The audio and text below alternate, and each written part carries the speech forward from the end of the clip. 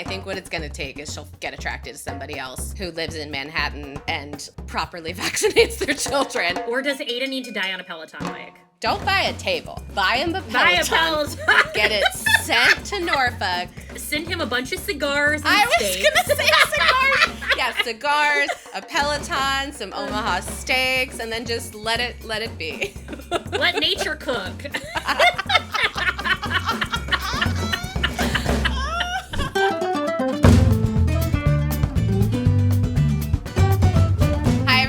Welcome back to And Just Like Yap. I am Andi.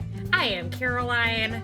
We are back with another episode 4 from season 3 of And Just Like That, and I'm going to let Caroline take it away. Yeah, Apples to Apples is what Apples episode 4 is called, and it has a literal representation, but we were brought back. Carrie is sleeping in the, I would never sleep in a bra, but again, as we've talked about, Carrie is always in a bra. Does not take her bra off. She doesn't take her bra off for married men. She doesn't take it off for anyone. It's always on. And she's roused by the sound of the shaman outside, and haunted Wyatt comes into the window. The most haunting thing that you could see, like a ghost. Wyatt is there watching Carrie sleep. He couldn't even give her a pair of pajamas before he sent her to the guest house? Like, nothing? No, well, we talked about that the episode before. Like, Kathy couldn't give her clothes. Yeah, no, Carrie is stuck in the 2 outfits she brought in her carry-on. And it is a reminder to everyone, pack more in your carry-on. Correct. This could happen to you. Carrie's down the stairs and we see this gorgeous, very Carrie Bradshaw shot. We are still back in Virginia, unfortunately, everyone. Uh-huh. This episode, I don't know if you felt this way, but it gave me a lot of glimmers to what Aiden's political persuasions are. Yeah, we find out much more about who Aiden actually is as a person in the world, like separate from Carrie, and I did not like what I saw.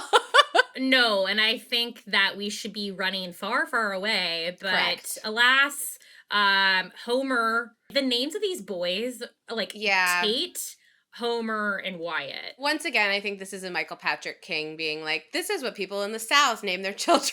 But Homer actually loves Carrie. I was like, yes. Homer is the one to offer clothing to Carrie. Correct. She comes down those steps in her heels, and my first thought was like, I know this is Carrie Bradshaw, but like, you had hip surgery. Like, you didn't even bring like a pair of flip-flops. Like, are you serious? Wyatt still fucking hates her. Hates her so bad. And then we are in LTW's plotline of the week. She's talking in her sleep. I mean, fine. Yeah, I wrote, I am begging to not hear about the administrative details of putting together this documentary ever again. If they want people to actually save film production in LA, please stop talking about this so much in AGLT, because this is not helping our cause. It really isn't. But yeah, she's talking in her sleep because she's stressed out. Have you ever, that you're aware of, spoken in your sleep? That's like my greatest fear. My greatest fear, because there's no control of what we're saying at that point. Yeah. We are at the Goldenblatt household, and we find out that Harry's dad, who I don't think we've met before, is coming over for dinner. We're making a reservation, and suddenly we're being thrust into some community app in the building. Yes. And a lady in 10F is asking for a spare banana, which really has thrown Harry for a loop, that anyone would just message for a banana. I know. I love the next door / Freebox rich building app that Rock is on. I mean, Harry's not a main character, no offense to Harry, but meeting any of these characters' parents is a weird rarity in the Sex and the City universe, because I have long had this sort of query about the Sex and the City universe. We never, ever, ever meet any of the women's parents except for Miranda when her mom passes away. So, right. And it's very strange to me because, as a woman who was once in her 20s, now in her 30s, people talk about their parents, but they never talk about their parents in this show. I think it's a reflection of what we've talked about, it being such a chosen family sort of thing. It's I think it's a reflection of that, because I think at this point, and at that even season 4 in, it would feel weird because it's the show's about these women and not their lives before. It's about New York and their present. We find out Lily wants us to meet Diego. Mm-hmm. It's all happening at the dinner with Grandpa Goldenblatt tonight, and Charlotte's thrilled. But we are brought back to Wyatt. I was thinking about Wyatt reminds me of the brother in Wedding Crashers. Oh my God, that is so astute. The painting was a gift, Todd. His oh mom. My God. Todd, Just yes. The shots of him with his emo bangs by the lake. He's just the dark, misunderstood one. And Homer is asking if Carrie's gonna stay longer, and Aiden brings up that he would like for her to stay for Tater Tot's 21st birthday party. Mm-hmm. And of course, Wyatt is not amused, and we are now brought to more cringe dialogue from Aiden, comparing them to his 3 little baby chimps. Aiden I didn't love him in the original series, but I understood his overall merit. With each passing moment of this episode, I was like, cringe, upsetting ideology, cringe, upsetting ideology. Probably voted for RFK. It's worse with every single passing moment. I don't know what Carrie even sees in him at this point. And then Homer tells Carrie needs to get some more clothes and says there's a store in town called Daisy's Dress Shop. The closest Target is an hour away. Why do we live so far away from civilization? I know, and also because I'm wondering how functioning is this farm that Aiden has? Are we is there a purpose for us to be on this farm? I don't know. He just feels I need to be in touch with nature because I'm in Joe Rogan country. The only way Carrie can get to Daisy's Dress Shop a mile away is on ATV. Aiden can't leave his child unsupervised for 5 minutes to drive Carrie? His child, who is what, 13, 14 years old and is with his older brother? He'll be drive fine. her to the store. This is absurd. There's no need for her to take an ATV other than it's campy and fun to see Carrie riding an ATV in heels. Yeah. And also, and we don't even see the fallout of her pulling up to the dress shop on the ATV. It's just everything. It feels like Schitt's Creek coded a little bit in the fact of, she's this rich person dropped into this country town. And so then we're brought back to LTW's documentary issue of the week. And we find out there's an editor named Marion Odin. And Marion walks in, and Marion's hot. Oh, yeah. He is a good-looking, well-spoken, stylish, beautiful man. What are we? I don't. It feels like old Sex in the City that I have a very hot man walking on the screen. We've been starved for this, I would say. We really have. We really, really have. I don't know, but this hot new bombshell entered the villa, and Marion is making his case for LTW. He's a woman on paper and a man in person. That you are. That you are. You are. You are. I'm excited to see more of Marianne. I'm wondering if this is, it seems like maybe they are building toward LTW having some sort of conflict about how hot and wonderful this man is. Perhaps she catches some feelings and then that threatens her relationship with Herbert. Unclear, but it does kind of seem like we're leaning in that direction. This is the second genuinely hot man that has been brought into the universe and teased as someone's possible romantic interest. It's like they almost heard our pleas on the internet. We need hot men on And Just Like That. Please stop subjecting us to Aiden and give us hot men. Yes, no more Aiden, only hot men. No more Aiden. And back to Daisy. Which I said this dress shop looks like we are on the set of Hello, Dolly.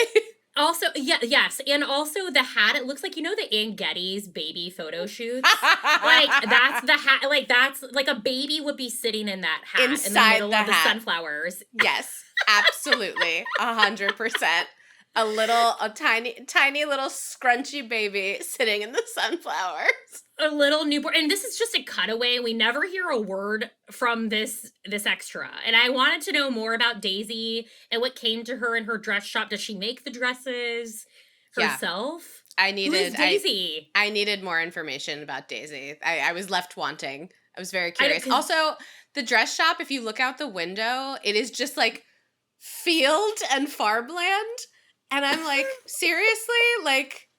I understand that they're trying to make the point that we're in the middle of nowhere, but, like, if you're going into, like, the center of town, even in, like, a really small area, it's not just, like, corn on one side and, like, shops on the other. Like, Miranda and Carrie are on the phone, and we find out that Miranda has been requested to do an interview on BBC by Joy. And Carrie is feeling very enthused. As she said herself, she's looking at Sister Wives clothing. Again, I know this is Carrie Bradshaw, but the idea that she would go buy a bunch of, like, Amish dresses is, like, a real disconnect for me. But the other point is we see Carrie's feeling so desperate for Aiden's attention that I think she's wanting to show that she can fit into this world and that I'm cool, chill, Carrie. It's okay if I don't have, like, other fancy clothes to wear. I'll wear these patterns from R.I.P. Joanne's Fabrics and around my body, and I'm cool with it. Like, I'm chill girl. I'm chill, Carrie. Yeah, I can be a Mennonite Lily Pulitzer. Like, that's fine. Yeah, I'll churn butter. It's cool. And we're brought to the next Bravo connection because we are brought back to Seema, and she's told that Ryan Serhant is in your office. And he is there, and he says he would like to acquire a property, and it's Seema. Yep. And she said, I'm not working for you, and you've got to be off in a week. She doesn't have 30 days anymore. She's got a week to figure out Patel Enterprises. Yes. I really can't believe Ryan Serhant is on this show for more than one episode. It just, I don't, like, this... It just speaks to, like, what level of reality that, like, and non-reality that this show exists in, that he's now become a recurring character on And Just Like That. Now that I know that this is a real person who is playing himself, like, I'm having so much trouble watching this because it's so insane. The other thing I was noticing, Seema's name is on, like, the sign for this company. It says, like, Proust and Patel. And I'm like, I don't understand why Elliot, if they were, like, literally business partners in this and clearly also, like, close friends, why the fuck wouldn't he just sell her his shares of the company? Other than the fact that, like, Ryan Serhant had to be on this show for some reason. Is some blood pact he signed with Michael Patrick King. In exchange for some property he sold him, he also gets a 4-episode arc on And Just Like That. Honestly, I think you might be right about that, and we are being subjected to, like, a shady, bad backroom, like, media and pop culture deal. And then Aiden and Carrie are in bed the morning after, and we're talking about the table from the Hilton Garden Inn that Carrie is upset that he gave a thumbs down to, and we get the biggest ick of all time when Aiden gives a double thumbs up. Is there anything more icky than a man giving a thumbs up? Very few things are as icky as a man giving a thumbs up. Not good. Do not like it. This whole conversation is, like, classic super frustrating Carrie and any of her significant others, because Carrie is, like, provoking this conversation from the perspective of, like, you, like, did this thing that was, like, really kind of, like, rude because this table was so important to me. Meanwhile, she didn't really fully communicate that. Like, I know that she, like, sent, like, a long thing about, like, the wood in the Hilton Garden Inn table represents Aiden, whatever. But, like, he didn't know that it meant that much to you. He's stupid. They're not going to understand that, you know, this table is our love fern, and you let that love fern die. Yeah. We've socialized cisgendered hetero women to, like, constantly be looking for, like, have I done anything wrong? Is this person next to me comfortable? Do they feel okay? Do they need something? And we have socialized men to be like, wait, what? You expected me to, like, care? Aiden has asked Carrie to spend time with the boys.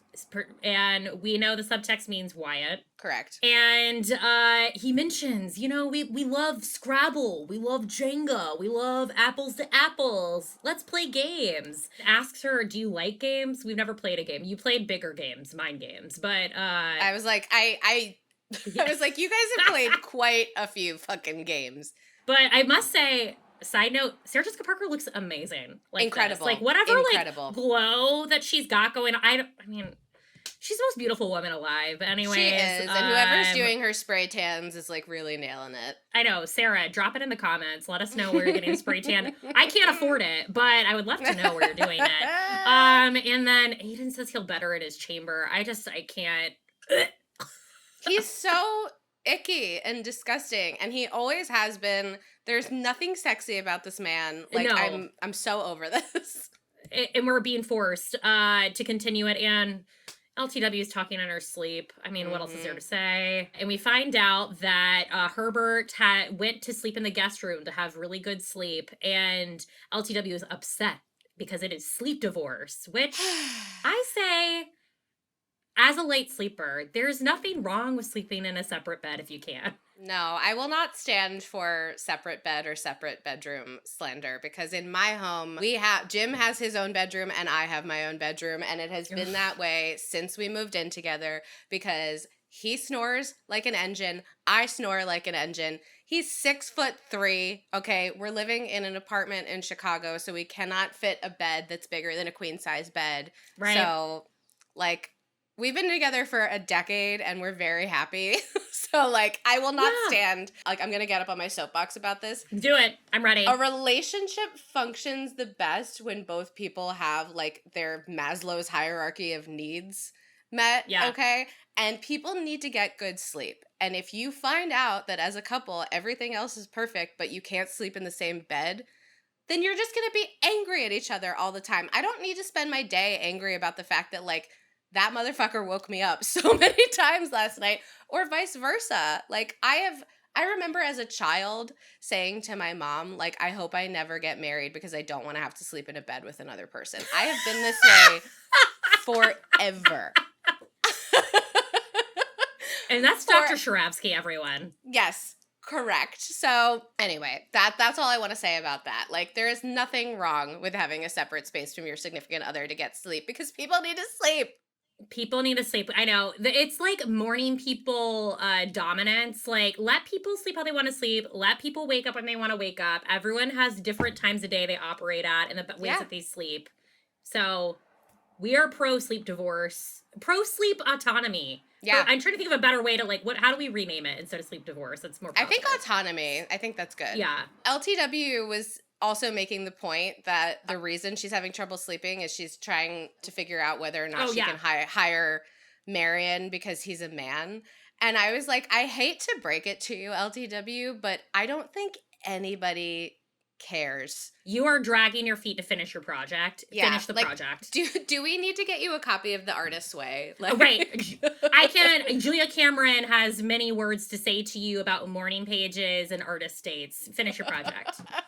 But we are brought to Little House on the Carrie. I wrote in my notes, Little House on the Carrie was enough for me to understand Wyatt's point of view and why he hates her. You know, and I think also for what, and maybe it's a reflection of actually Wyatt hates his dad. Yeah. Because this is what Aiden does to people. Mm-hmm. Yeah. Yeah. Like, what are we doing? Why is she wearing that?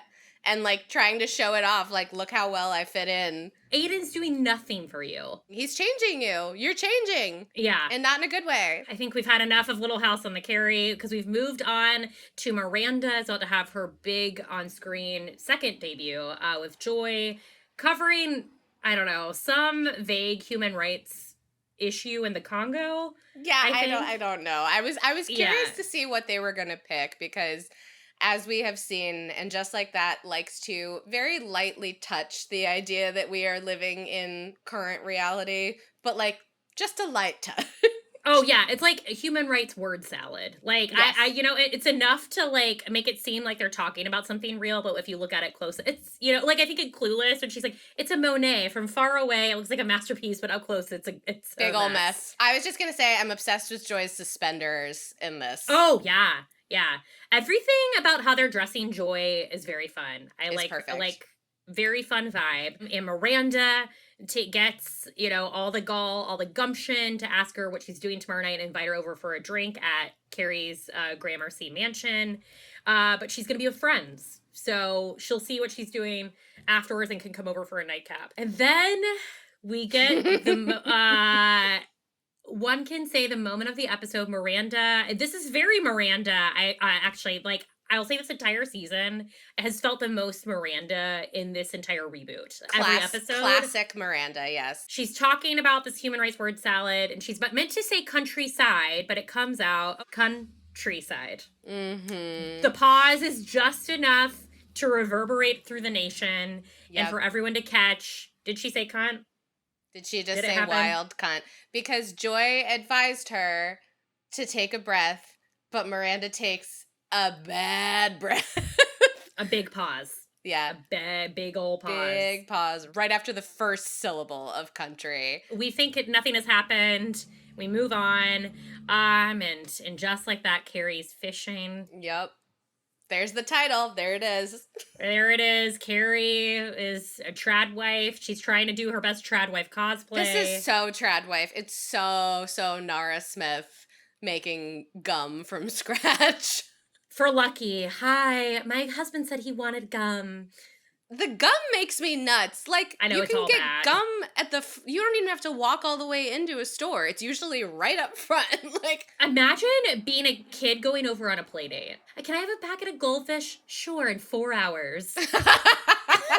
I just have to mill some grain first. So come back in a bit after you're outside done churning butter. Carrie has talked to Wyatt, and they try to figure out one activity they can do together, because Wyatt obviously hates fishing, and we come to terms that we can go play VR. Yes. Grandpa Aiden says, no, he wants back on screens. That ain't happening. Mm-hmm. And Carrie is like, give me a bone. This boy wants to do one thing. Let's let him have it. Yeah, I also was like so confused. I was like, I realized that perhaps in the And Just Like That universe, it is the summer. I'm unclear. Aiden just has them like doing house chores like all day long, and it's weird. Like, I find that it's very, very strange. It's very strange, and everything, like, I don't know. It's like he took in a Joe Rogan podcast too far to hear about, this is what we do to fix our boys. We don't trust any modern medicine. We don't trust therapists who've been to school for years and years. It's going to fix it for them. Housework, like painting, fresh air, and elbow grease. Yeah, that's Brady on Miranda's phone, and he has texted her to inform her she's gone viral. Yes. With the wild cunt heard round the world, getting memed to death. And she calls Brady, and he says, hi, Mom, or should I say, hi, meme. This is the most tolerable I found Brady in this reboot. Agreed. Fully agreed. He was, like, snarky and fun. Also, didn't realize that Scout was a sports bar. I know. I do wish we could have had a little bit of Steve come in and go, hey, Miranda, I hear you're a meme. Yeah. Where Steve's presence has been really lacking. I need a Miranda. Miranda. We miss you. Miranda, you said cunt on the internet. Miranda, I can't believe you're a wild cunt. And she's mortified that everyone, that she said wild cunt, and it said over and over. But, much like vagina monologues, embrace the cunt, Miranda, Yeah. And oh boy, here we are in the most disorienting VR space that, like, in some abandoned mall in Virginia. Like, have they been to? I was thinking they were going to play laser tag, like, was sort of like the vibe that I got, but here we are. I don't know, in some abandoned workspace. They're playing, they're shooting zombies, and Wyatt hits Carrie on the head. You don't know if it's on purpose or not, and they stop the game because it's a physical contact. And Aiden tells Carrie, try to not make him feel bad. Yeah.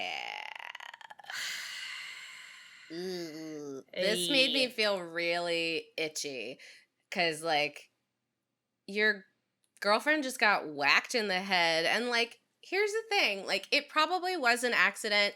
Kids do shit. They fuck shit up, whatever. But, like, to immediately, before she has even, like, said anything, really, she's just been, like, touching her head because she got whacked in the head. Right. He's like, don't make him feel bad. And then I also didn't love Carrie's response was like, well, now I feel like I can't touch my head. I'm like, oh my God, you two are so fucking toxic. Like, please tear them apart. This is, you are not meant to be, like, there was a reason you broke up, and I don't know why we brought you back together. I do not know. I hate it.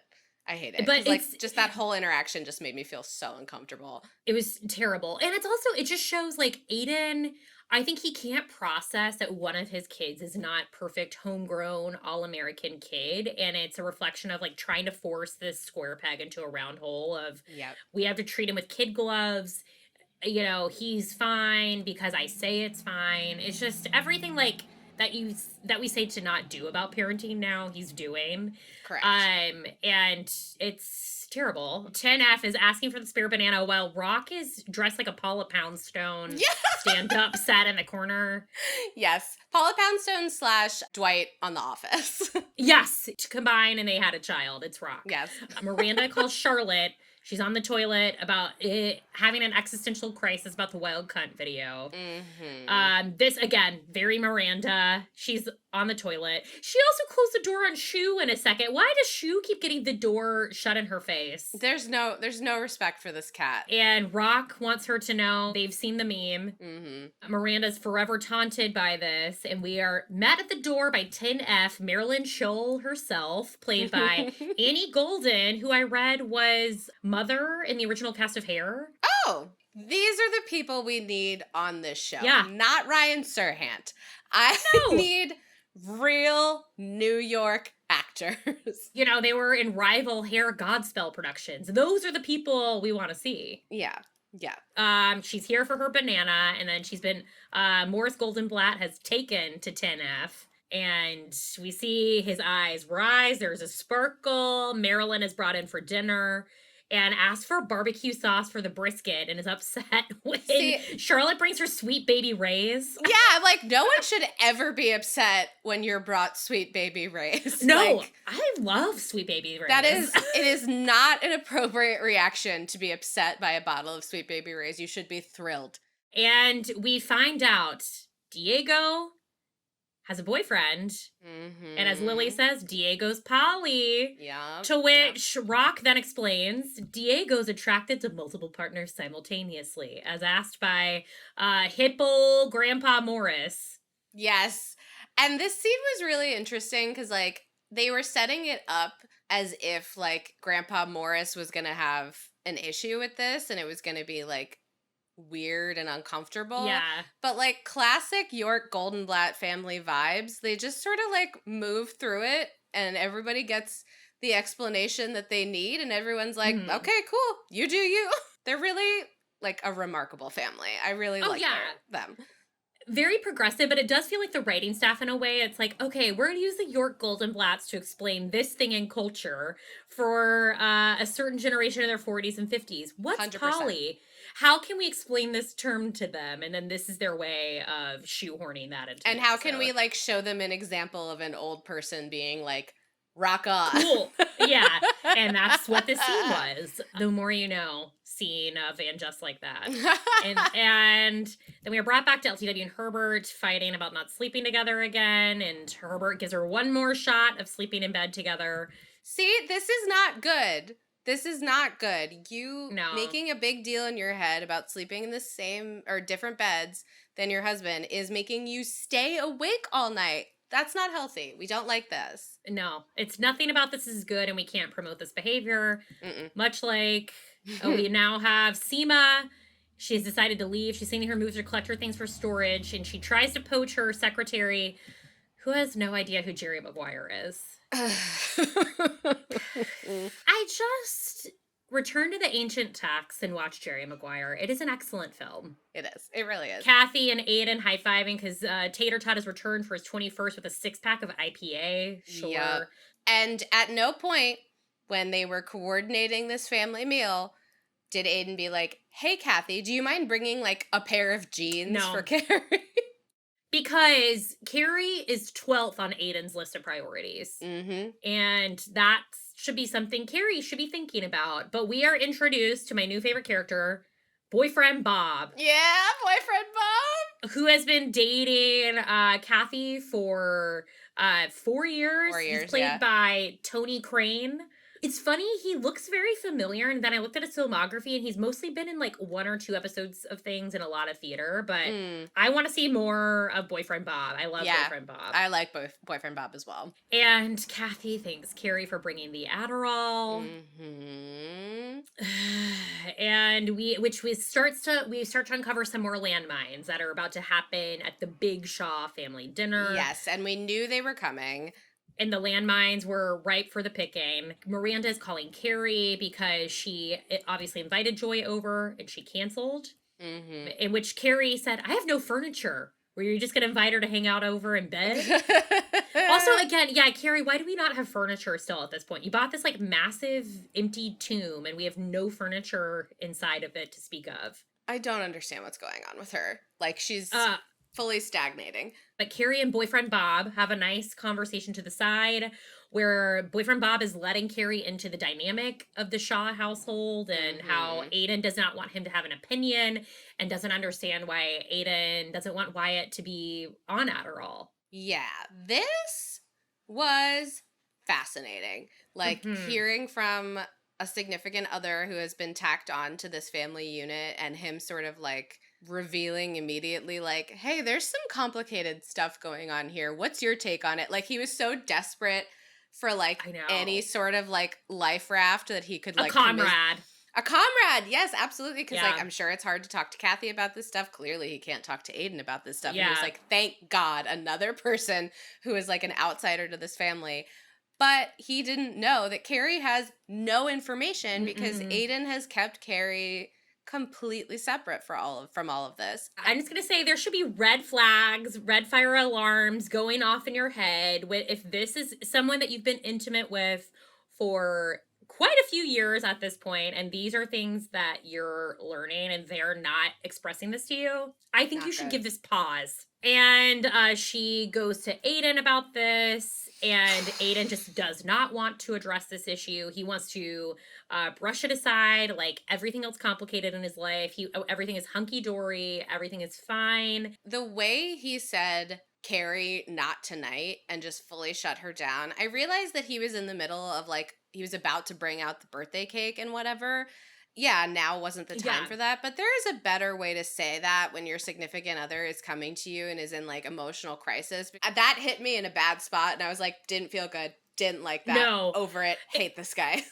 It's just clear, I think, like, from Sex and the City to now, Aiden can't handle conflict. Aiden can't handle anything that ruffles his feathers, that is anything, like, a little bit different. Aiden is ripe for a life coach, and that haunts me. Aiden is the type of person that would go to a life coach. 100%. And also, like, of course he doesn't want his kid taking Adderall. Like, of course he's that. Like, I don't know if he's, like, fully anti-vax territory, but, like, wouldn't be shocked. But we are brought back to Carrie's mansion, and Joy and her friends come up with the most random motley crew of British people of, like, society that I don't know how Joy knows these people, but they felt like they were plucked out of, like, an immersive theater production. Yeah, they were like, let's make it seem like we're in the original Bridget Jones movie for, like, 5 minutes. Yes. What this cast of wily British characters felt like. Yeah, it was like a Noises Off production. And they discover very quickly Miranda's wild cunt. Miranda's wild cunt. And Miranda's suddenly a celebrity, and she's mortified, especially in front of Joy, because she has been worried about this being the thing, why she's not talking to her. And Miranda's clearly in her head, because as we know, Miranda's a consummate overthinker, and this is where she lives. And poor Harry is, having trouble with his banana. Yeah. Oh my God. Yeah. And, like, Harry and Charlotte have always had a very robust sex life since the beginning of them dating. So this is, like, it's honestly impressive. Yeah, it is impressive. It really is. And Charlotte tries to comfort him. He's not turning into his dad and saying, like, well, not having sex mean that we're not Harry and Charlotte. Bringing, reminding Harry of what it's all about at its core. Yes. And it was just very sweet. This was very classic Harry, Charlotte, and having an intimate moment. And Rock has to then ruin all of it by coming in with their grandfather's iPad with lots of Pornhub on it. This upset me tremendously. And like, I think you can't just laugh that off. I think you need to have like a full, deeper conversation about the fact that your kid just realized that their grandfather is like a old horny perv. Because that's a lot to unpack. That's a lot to just like stumble upon on an iPad. Yeah, that's not just like an LOL. And also walking in right after your parents were trying to have sex. Like, there's a lot to unpack in this moment. Harry says there's life in that old banana yet about his dad. I love that this was probably the last this is definitely the last we're going to see of Morris Goldenblatt, because rest in peace, that actor passed away. What a way to go. Well, honestly, on a high. Like, thrilled for Morris Goldenblatt. Yep. And we're brought back to Carrie's, and Joy is very quiet in the corner, thinking it's about Miranda, thinking it's about the wild cunt. That's sort of what we were led to believe. And we are forced to watch the Shaws play apples to apples. This was so cringy. But this was so psychologically draining. I can't imagine a less fun thing to be a part of. As they're trying to explain to Carrie how to win apples to apples. There's like multiple very terrible things that Aiden does in this scene. Yep. The first being when they're talking about figuring out pairs for the word mysterious, and Aiden does not understand this game. Aiden, all of Aiden's matches like do not make sense for the word. He puts dance moves, and this is Aiden going off and doing a dad thing, like dance moves. I was like, this is so unwatchable. I wrote down Aiden getting up to do his dance moves made me think, why would anyone ever have sex and procreate with this man? And someone had 3 children with him. I know. Ugh. Carrie Bradshaw's flying to the middle of nowhere, Virginia, where he might, like, who's to say Aiden might be 15 miles away from a Proud Boys camp, like, at this point. Like, it's... Who the fuck knows? Who the fuck knows? Like, you left Manhattan to go hang out with a guy who, at the head of his table, does, like, the cringiest, most awful dance moves anyone has ever seen. Like, go back. Get on a plane right now. Carrie wins the round with pumpkin spice latte. Mm-hmm. And Wyatt, this sets Wyatt off because he chose Jennifer Lawrence, and obviously she played Mystique and X-Men. And that is much more mysterious. And this sets off a fuse we've been waiting to be lit the entire episode with Wyatt. Mm-hmm. And the other brothers are not amused. It's Wyatt time. Fuck you. Like, very sibling dynamic, telling them to fuck off. Yes.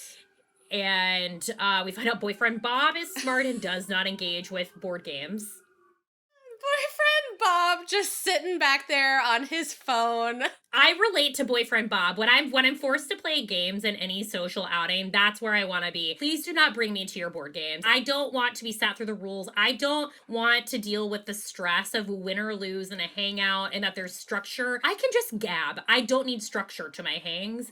And board games bring an unnecessary level of like structure to a hang that I don't need. I agree. Like, I like playing a game for sure, but I am very much often the person that's like, oh, we have the wrong amount of people and someone needs to sit out.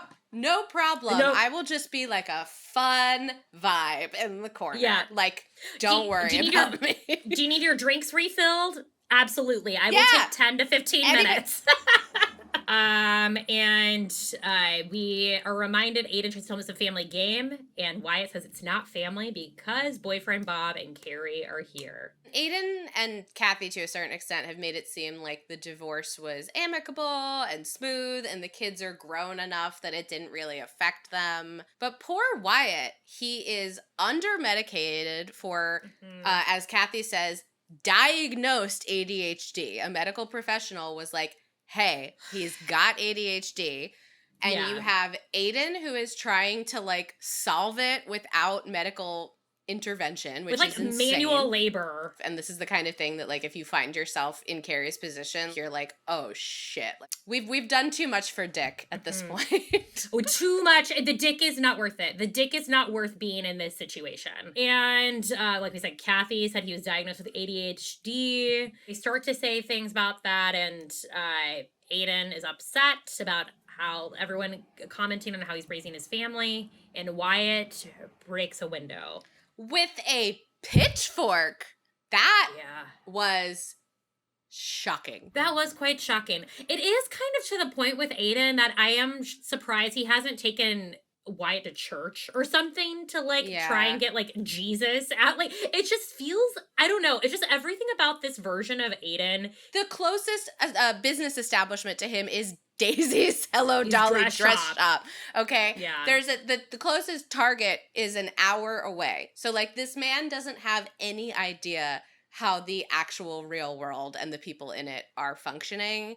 Like, I don't know, they're painting Aiden as much more of a boomer than like I've ever felt him to be. I mean, I've never liked Aiden. Aiden has always given me the ick, but this has really sort of morphed into some other person. You know, Aiden has to go outside after all this happens.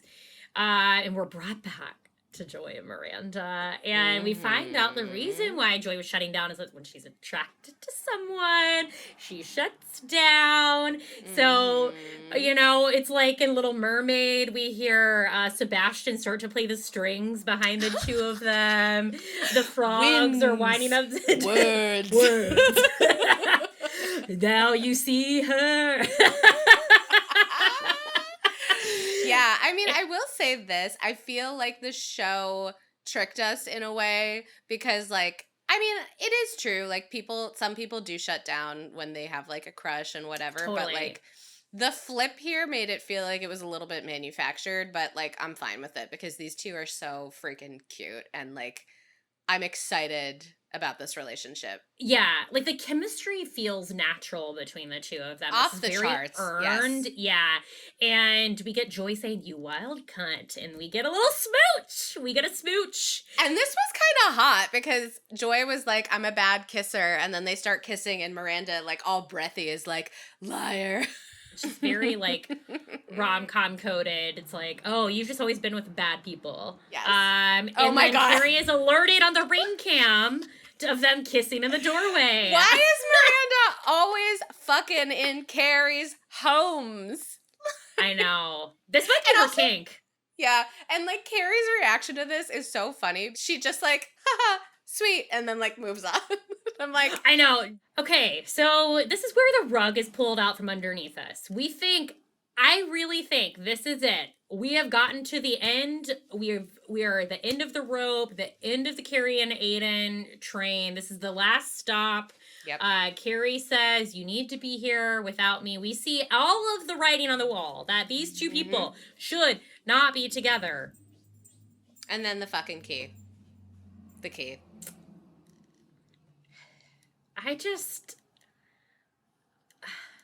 Carrie, I want more for her. I don't have words for this because this is just so. This whole conversation was weird and very unclear because Aiden is all teary and he's like, "Are you breaking up with me?"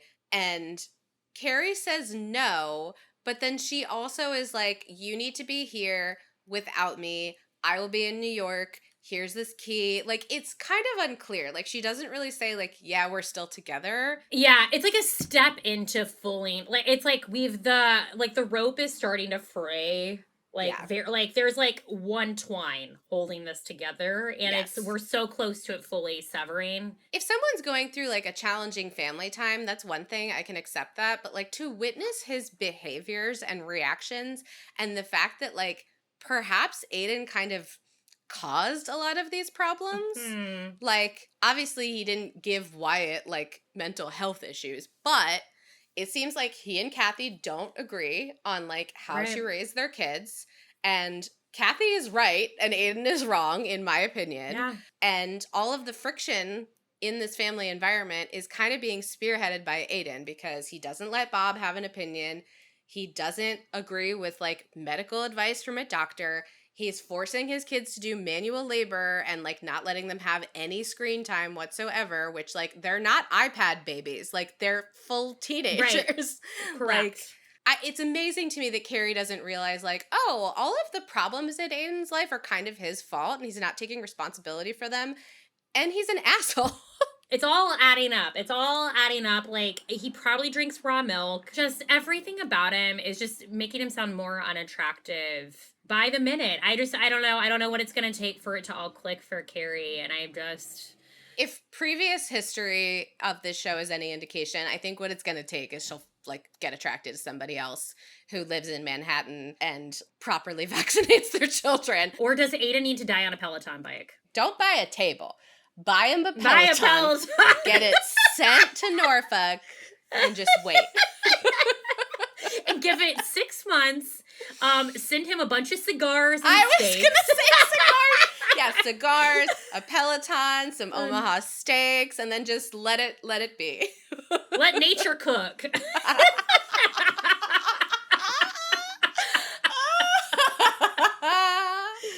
Oh my God. So no more games is what so we've now gone back to this idea of like no more games are happening as the theme of the episode. Carrie is on her flight back to New York. She's looking at the Omni table from their meeting room, breakfast nook area. We find out it's $6,750, which is actually sick. And she goes to the listing to buy it.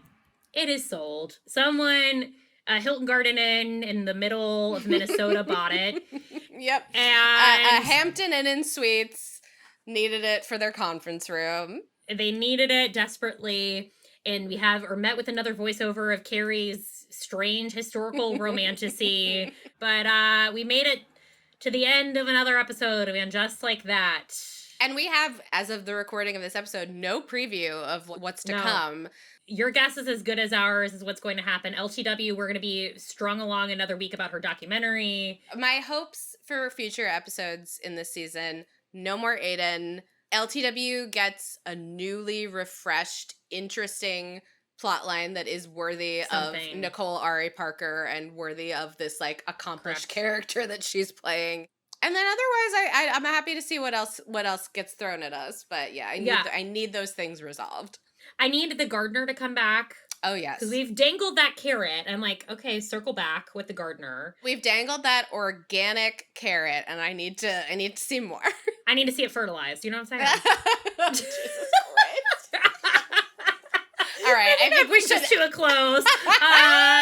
And just like that, it's been another lovely time together. If you've enjoyed it, like us, share us, tell your friends about us. We're on YouTube. We're figuring out other formats, and we're happy you're listening. See you next time. Bye. Bye.